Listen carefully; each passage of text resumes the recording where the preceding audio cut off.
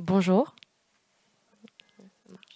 Je m'appelle Fanny Berlin, je travaille pour le Pass Culture en tant que je suis chargée de la programmation et de l'action culturelle pour le livre.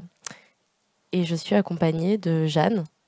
Bonjour, donc Jeanne Bellichard, je suis responsable de développement territorial, comme ça. Et je travaille donc pour le Pass Culture avec Fanny. On s'occupe donc toutes les deux des questions du livre et de la lecture. On vous présente aujourd'hui toutes les façons de travailler avec nous en tant qu'éditeur. Le principe de ce petit temps, c'est vraiment de pouvoir échanger ensemble.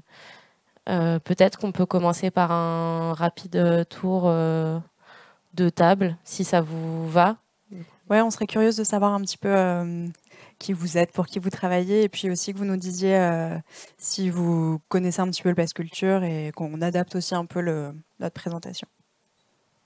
On fait passer. Ah oui.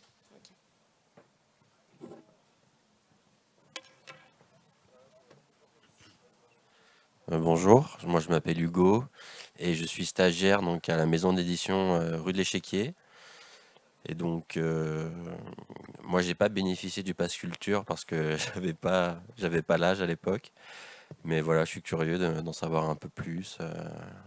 Voilà, d'où ma venue ici aujourd'hui. Bonjour, c'est bon. Je m'appelle Aude, je suis aussi stagiaire en communication à rue de l'Échiquier. Et moi non plus, j'ai pas bénéficié du Pass Culture, je crois à 1 an près d'ailleurs. Je suis de 2001, donc je crois que c'est... Mais donc moi aussi j'étais curieuse de venir, j'ai trouvé ça intéressant comme sujet. Bonjour, Florence de Mornac, je suis la directrice du groupe Soramps à Montpellier.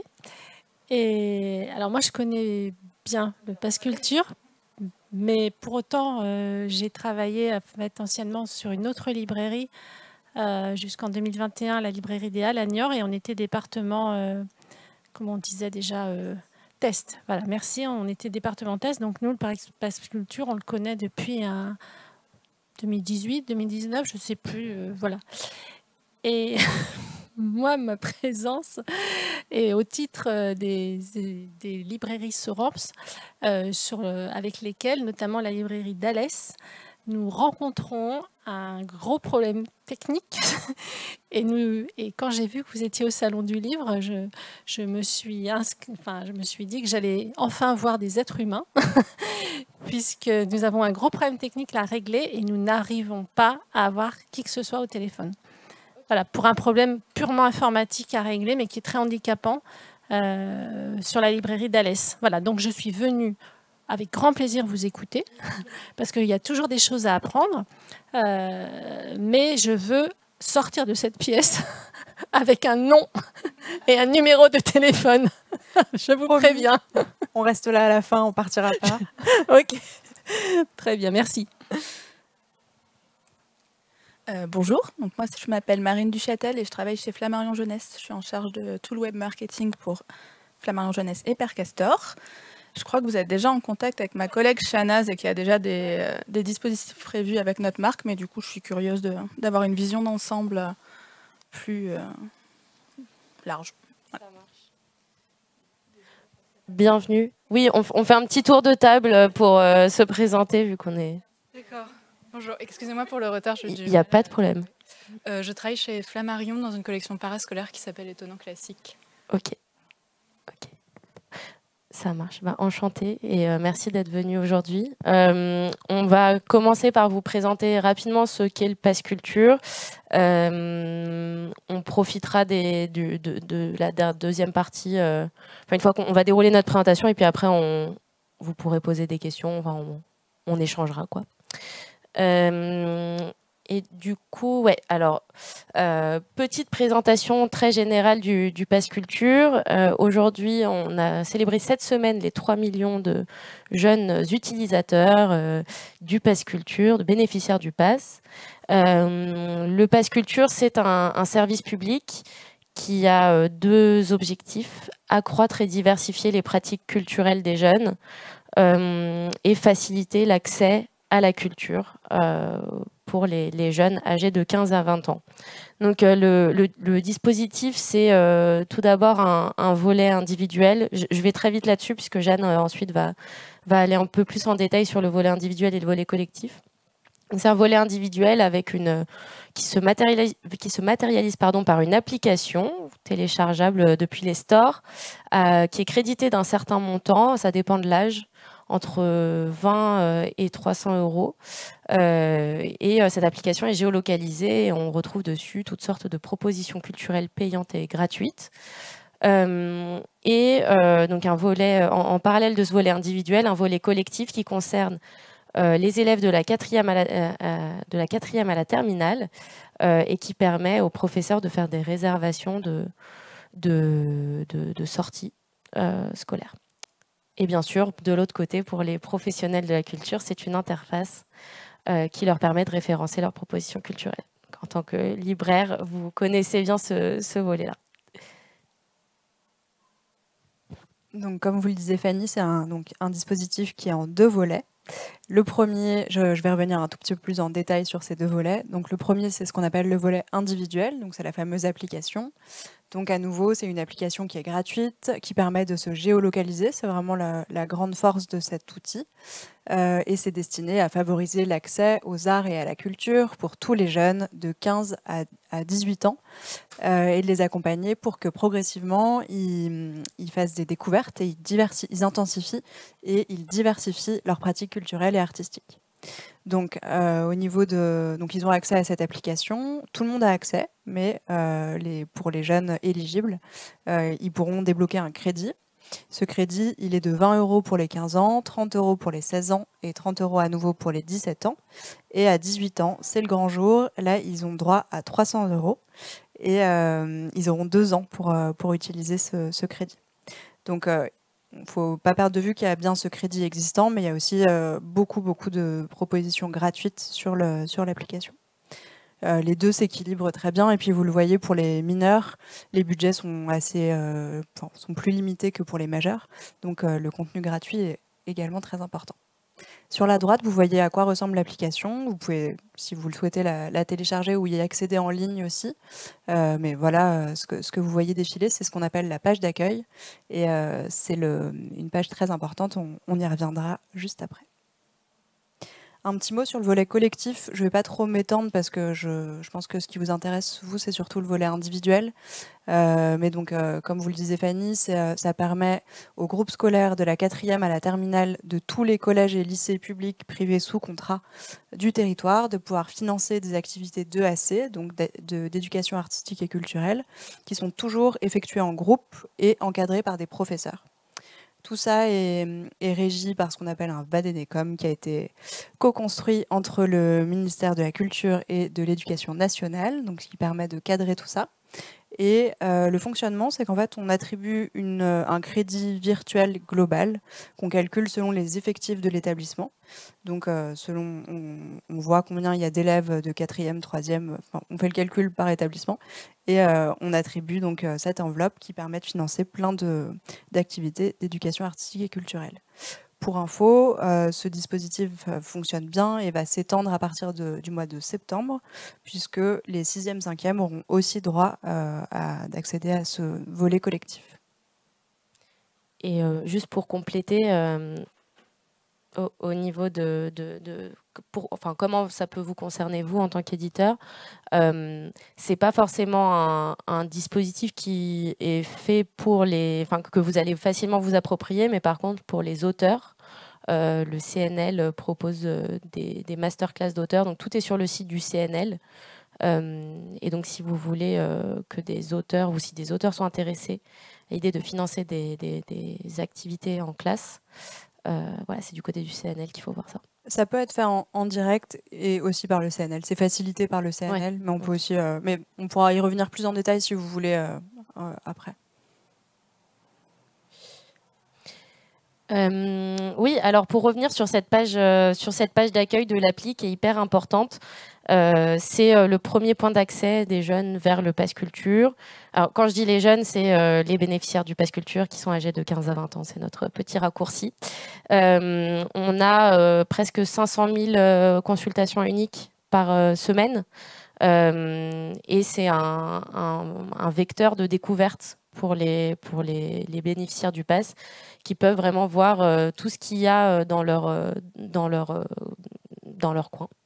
Il y a plusieurs choses. Il y a des sélections vraiment sur mesure faites par les chargés de territoire, de développement, donc avec des propositions géolocalisées qui sont mises en avant, des sélections automatisées par catégorie notamment culturelle, et des recommandations personnalisées avec un algorithme qui va regarder les préférences des utilisateurs, mais bien sûr, toujours dans l'optique de diversifier les pratiques. C'est pas que de montrer encore et toujours des choses que les jeunes vont aimer, mais bien sûr de les aider à découvrir aussi de nouvelles choses. Et donc cette page d'accueil, elle est vraiment changeante et elle évolue au fil de l'actualité culturelle ou littéraire, de l'actualité tout court, de ce que nous, on a envie de mettre en avant. Par exemple, la semaine dernière, cette semaine, c'était un gros zoom sur la culture coréenne, avec plein de contenu autour de la Corée. Donc voilà, on a aussi notre propre calendrier édito pour cette page d'accueil. On vous a préparé quelques chiffres et quelques petits résultats de notre dernière étude qui porte sur le livre et la lecture. Donc déjà, quand on regarde quelles sont les réservations que les jeunes font le plus avec l'application, c'est de loin, de très loin, le livre qui est la catégorie la plus réservée avec le Pass Culture sur l'année 2022, mais c'est aussi le cas sur ce premier trimestre 23. Le livre représente un tout petit peu moins de 50% du volume dépensé par les jeunes avec leur Pass Culture, ce qui est suivi ensuite par le secteur du cinéma, de la musique live et les instruments de musique. 14,5 millions de livres ont été achetés par les bénéficiaires du Pass Culture avec leur pass. Et en 2022, c'est à nouveau la même chose qu'on observe sur le premier trimestre 2023. Mais on avait en moyenne 6 bénéficiaires sur 10 qui ont acheté des livres avec leur Pass Culture. Et en moyenne, ces bénéficiaires, non seulement ils lisent, mais ils lisent beaucoup, puisqu'ils achètent en moyenne 9 livres avec leur crédit Pass Culture. Donc on est évidemment ravis de ces résultats qui sont très encourageants. Si on regarde un petit peu de plus près sur qu'est-ce qu'ils lisent, on vous a préparé ici le top des réservations. Donc en numéro 1, c'est vraiment le manga. Ensuite, la littérature générale et suivi par la BD. Et sur la partie droite de l'écran, on vous a aussi mis des petits chiffres sur les acteurs du livre. Ça, c'est évidemment un élément très important. On a un tout petit peu moins de 3000 librairies qui sont partenaires du Pass Culture sur l'ensemble du territoire et 874 bibliothèques et médiathèques. Donc notre rôle au Pass se situe déjà à cet endroit-là, de faire connaître ou parfois juste de rappeler aux jeunes où est le lieu dans lequel ils peuvent trouver des livres au plus proche de chez eux. Grâce à cette application géolocalisée, ils voient que la librairie est au coin de leur rue et qu'ils peuvent trouver tout le catalogue directement dans cette librairie et via l'application.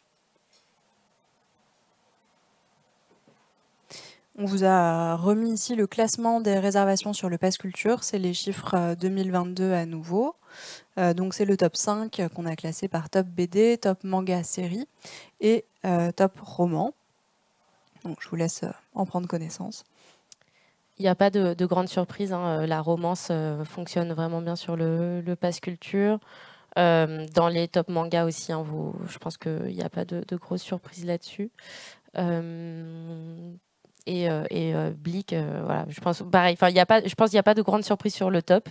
Mais on note quand même la présence de la romance, de la poésie aussi, Rue Picard, qui marche vraiment bien sur le Pass. Donc,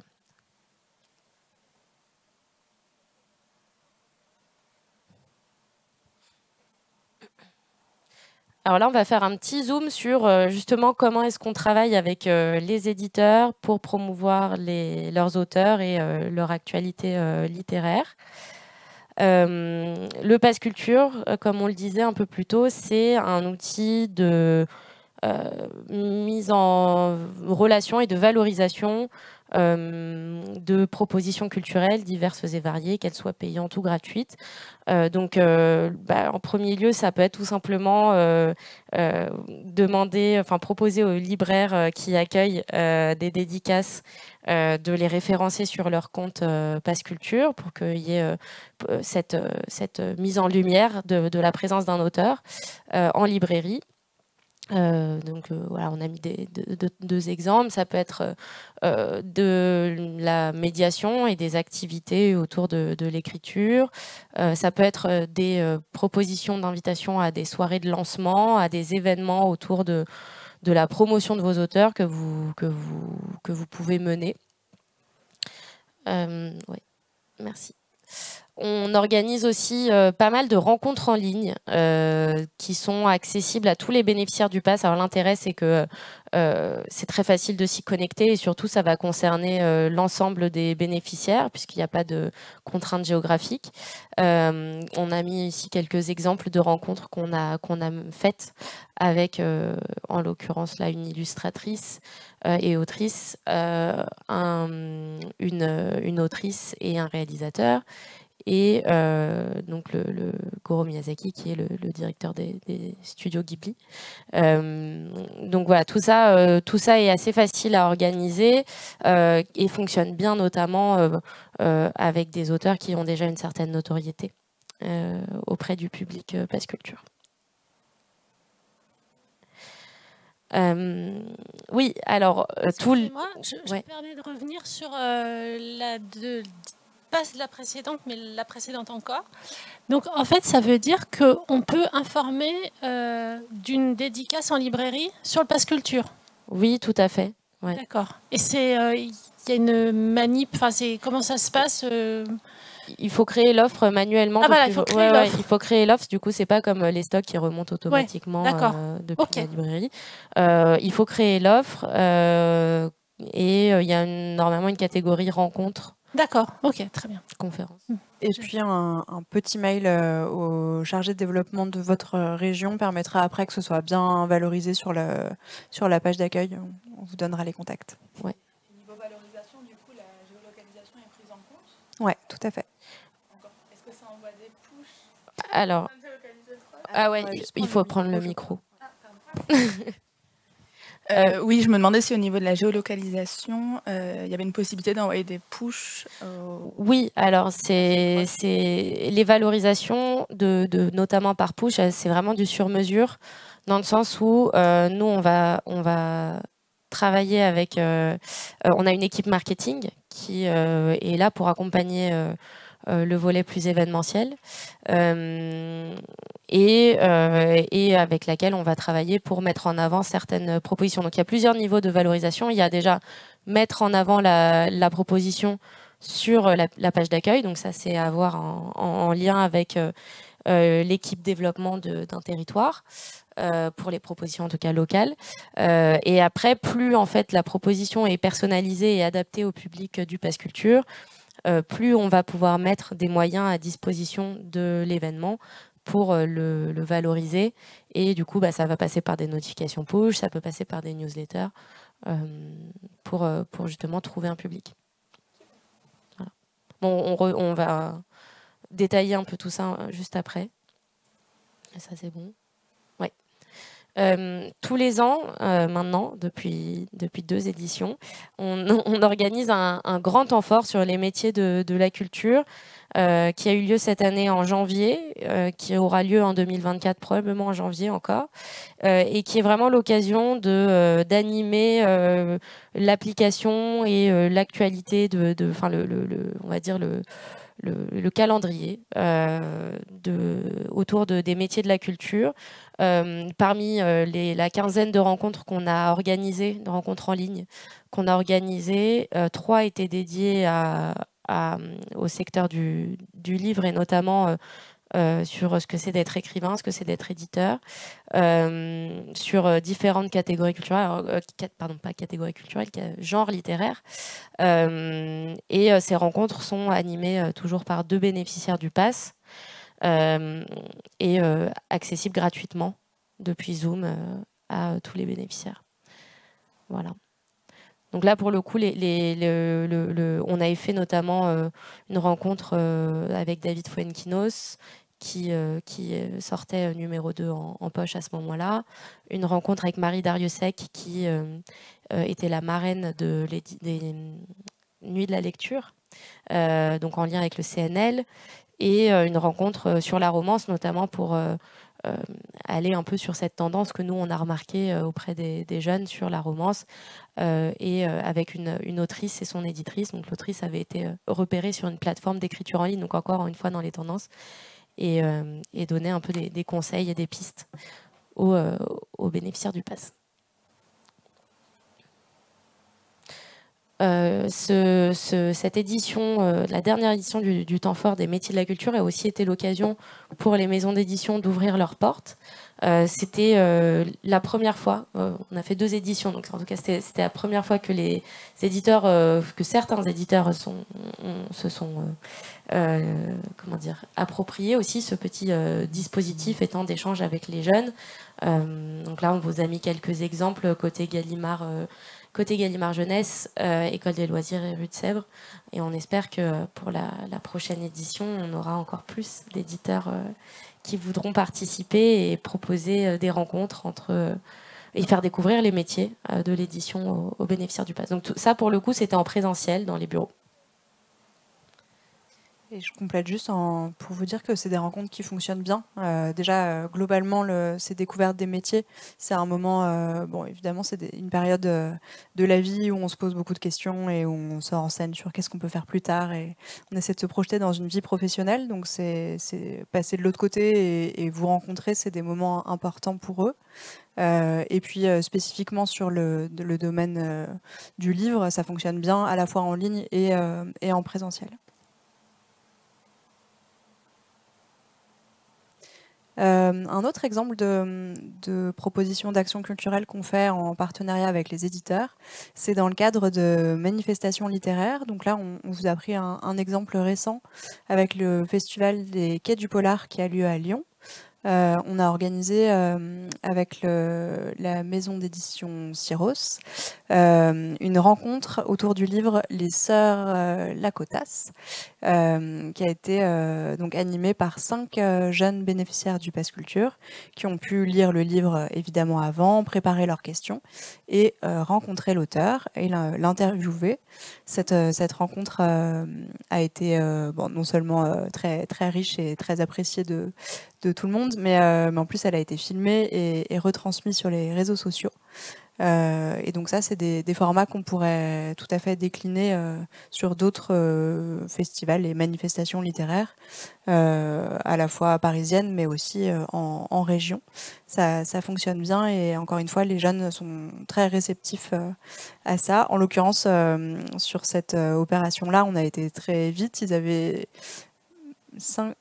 même pas une semaine, non, 10 jours pour lire le bouquin, et ils l'ont quand même non seulement lu, mais ils étaient hyper contents. Donc voilà, on peut monter ça aussi très vite. Et puis là, on vous a mis un petit retour d'expérience d'une des personnes qui ont participé, enfin d'une des jeunes qui a interrogé Benoît Séverac. Donc elle était complètement enchantée et ravie de ce projet. Le micro. Merci. Vous avez une estimation après du nombre de vues, de consultations de cet événement ? De l'événement ou du... Ouais. Enfin, de ce qui a été filmé, combien de fois ça a été vu finalement ? Il faut qu'on reboucle avec les éditions Syros là-dessus, parce que c'est eux qui ont diffusé. Ça n'a pas été diffusé en parallèle chez nous, mais c'est quelque chose qu'on pourrait imaginer. Non, mais c'est toujours intéressant de voir le retour, parce que voilà, c'est toujours beaucoup de travail. Bien sûr. Il faut aussi savoir ce qu'il en retourne. Ok. Et donc c'est un format qui serait tout à fait déclinable sur les manifestations littéraires de l'année et à venir. Donc on a mis ici quelques exemples. Alors un autre type de projet auquel on est assez attaché avec Fanny, c'est un projet qu'on a monté avec le Canal BD, donc le réseau Canal BD, qui décerne tous les ans son prix des libraires, dans le cadre à chaque fois qui est remis lors du festival d'Angoulême. Et donc cette année, pour la première fois, on a constitué en parallèle une mention spéciale Passe Culture. Donc en fait, on a constitué un petit jury de 6 bénéficiaires qui venaient de l'ensemble du territoire, qui ont candidaté pour faire partie de ce jury. Ils ont eu 1 mois et demi pour lire les 12 BD qui avaient été sélectionnés par les libraires. Ils ont ensuite délibéré ensemble pour choisir qui serait leur lauréat. Ça a été une délibération musclée et intense, mais ils ont réussi à se mettre d'accord. Et le jour J, donc le jour de la remise du prix, il y avait donc 2 remises. La remise du prix par les libraires et la remise de la mention spéciale Passe Culture. Évidemment, ensuite, on a fait tout un ensemble de mises en avant des ouvrages qui avaient été récompensés et des auteurs lauréats, donc à la fois sur la page d'accueil, encore une fois, mais aussi via d'autres canaux de communication comme la newsletter et les réseaux sociaux du PASS. Donc voilà, vous avez sur la droite la photo de la remise du prix. Donc c'est la Bibliomule de Cordoue qui a remporté le prix cette année, donc le prix mention Passe Culture. C'est des projets, encore une fois, qu'on aime beaucoup monter et qui ont on a toujours beaucoup de candidatures et qui vont se décliner encore à l'avenir sur d'autres prix.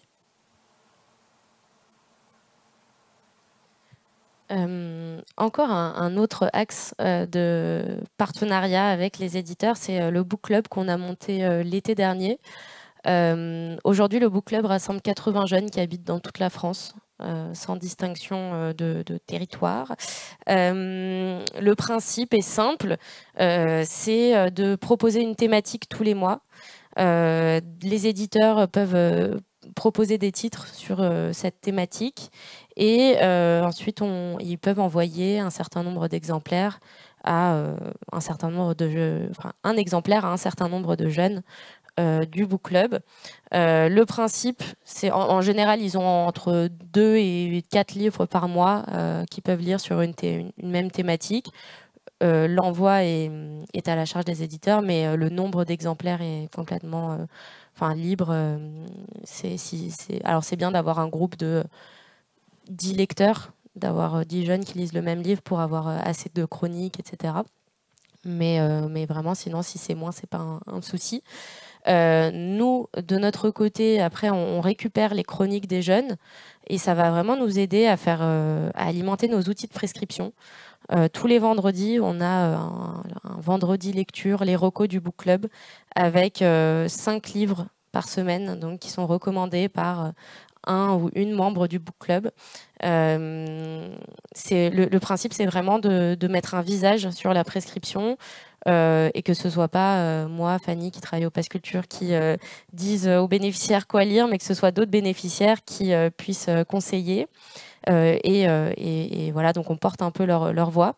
C'est aussi auprès de ce book club qu'on va proposer d'accéder par exemple à des événements de lancement, à toutes ces propositions un peu exclusives que les éditeurs parfois réservent aux journalistes, aux influenceurs.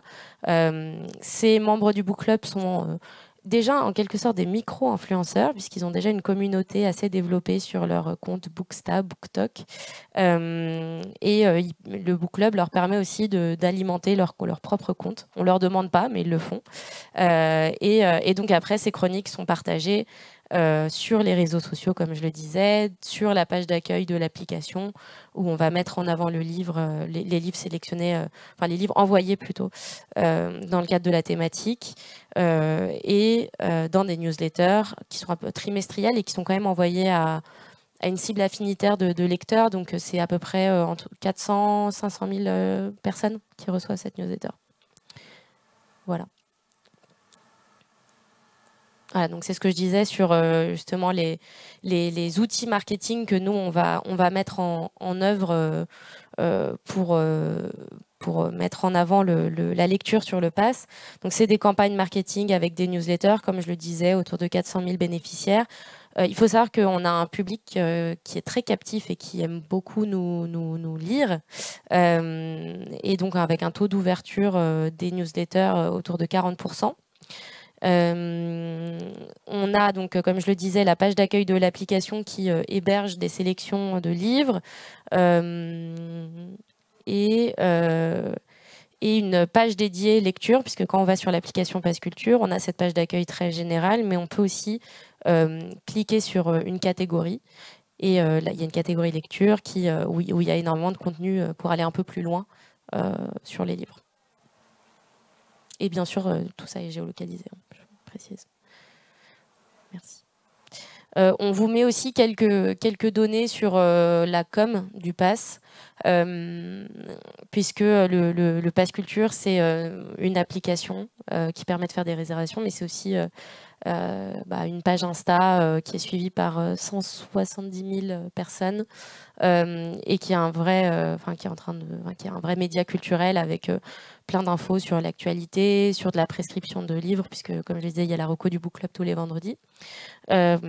Pareil, qui est décliné sur TikTok avec pas exactement les mêmes formats, mais en tout cas des contenus autour des livres. Une chaîne YouTube qui est en développement et sur laquelle on va, par exemple, il y a il y a 3 épisodes du book club qui ont été tournés l'été dernier pour la rentrée littéraire 2022, et donc on va réitérer ce format-là pour l'été. Et qui donc tout ça nous permet d'avoir une belle audience et de pouvoir justement transmettre, alimenter en prescription, voilà, et donner des recours.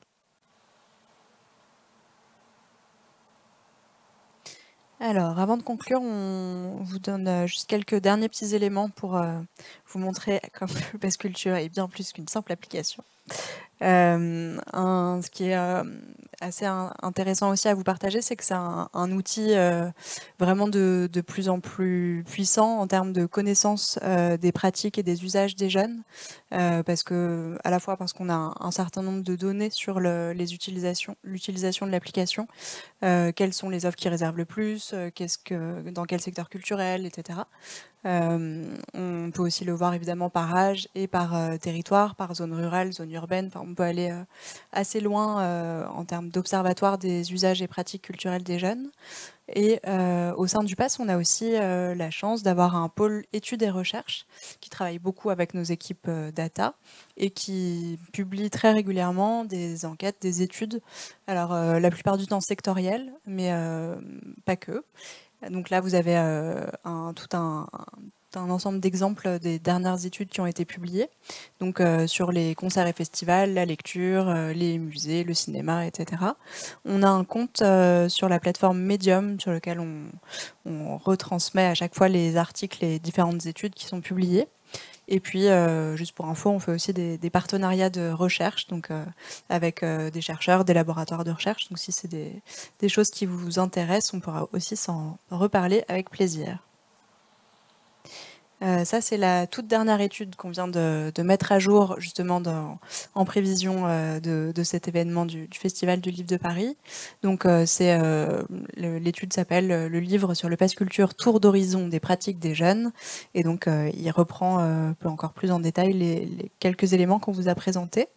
Vous avez le flashcode si vous voulez, et puis on pourra bien sûr vous envoyer tout ça par mail.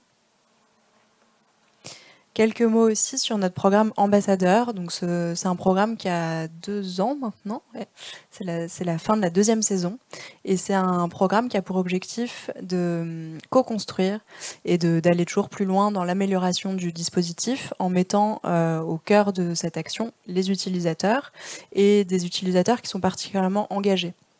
Et donc, ça permet aussi d'incarner le Pass Culture à travers de ces ambassadeurs qui sont donc des groupes de jeunes.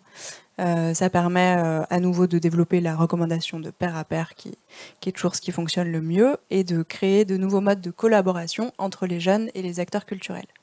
Donc concrètement, on a des groupes d'ambassadeurs sur l'ensemble du territoire, dans les plus grandes villes de France. À ce jour, il y a 25 villes, 25 groupes. Et donc, en fait, en début d'année, au mois de septembre, en amont, plutôt au moment de l'été, on fait un grand recrutement de ces ambassadeurs. Ils doivent candidater. Et ensuite, s'ils sont retenus et qu'évidemment ils le souhaitent, ils s'engagent sur l'année. Donc ça correspond à l'année scolaire de septembre à septembre ou au mois d'août. En tout, ils sont à peu près 400 ambassadeurs par saison. Et en fait, ils ont des propositions de sorties culturelles qui sont faites par nos partenaires. C'est à peu près une sortie par mois en moyenne. Et puis, ils sont aussi de plus en plus associés à des structures culturelles, donc notamment à des librairies, bibliothèques, si on se concentre juste sur le secteur du livre. Et donc, ils vont collaborer avec ces structures culturelles en les voyant une fois, deux fois, trois fois, quatre fois dans l'année. Et ils vont co-construire ensemble un projet.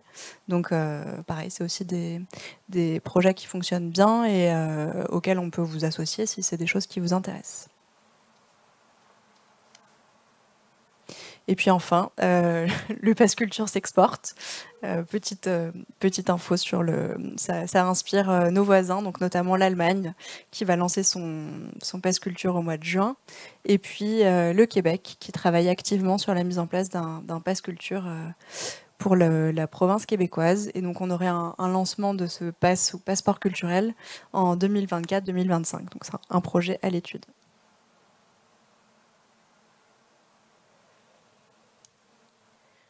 On a juste récapitulé ici quelques liens utiles. Si vous nous donnez vos contacts, on vous enverra la présentation pour que vous l'ayez. Nos adresses mail pour nous écrire et avoir un point de contact au Pass Culture. Voilà, on espère que cette présentation vous a déjà donné quelques pistes, a répondu à certaines de vos questions. Et puis on est encore là pour répondre à d'autres éventuelles questions, si vous en avez. Avec la seule consigne de prendre le micro. Oui. Et merci pour votre attention. Oui, merci. Et si pas de questions, eh bien, on peut s'arrêter là et éventuellement, on échangera dans tous les cas. Comme vous le voyez, c'est vraiment de la construction de projets sur mesure. Donc, chaque prise de contact, chaque éditeur. Ah, une question ? Ouais. Merci pour cette présentation. C'était vraiment très intéressant. J'ai appris beaucoup de choses. Étant concerné directement, est-ce que vous pensez que c'est un dispositif qui pourrait être étendu aux plus de 18 ans ou pas? Enfin, qu'est-ce que vous en pensez? On aimerait bien. Ouais. Tout le monde devrait avoir accès au Pass Culture. En fait, c'est un projet gouvernemental qui a vraiment été mis en place par rapport à un constat et un besoin de lever déjà ce levier financier et de connaissance des propositions culturelles pour cette cible-là, donc les 15-20 ans. Et à ma connaissance, il n'y a pas de projet d'extension parce qu'il y a beaucoup de choses qui sont faites plutôt pour les étudiants, donc qui permet de suivre un peu les tranches d'âge un tout petit peu plus âgées. Mais on aimerait beaucoup. On fera la proposition. Là, c'est vrai que le gros focus a été sur le volet collectif, avec déjà une extension du dispositif. Donc déjà, c'était pour les 18 ans. Après, donc là, en début 2022, aux 15-17 ans. Puis on a lancé le volet collectif pour les classes et les professeurs. Là, il y a une extension qui est prévue au 6e, 5e. Donc on ne sait jamais, mais aujourd'hui, il n'est pas question que ce soit déployé pour d'autres publics.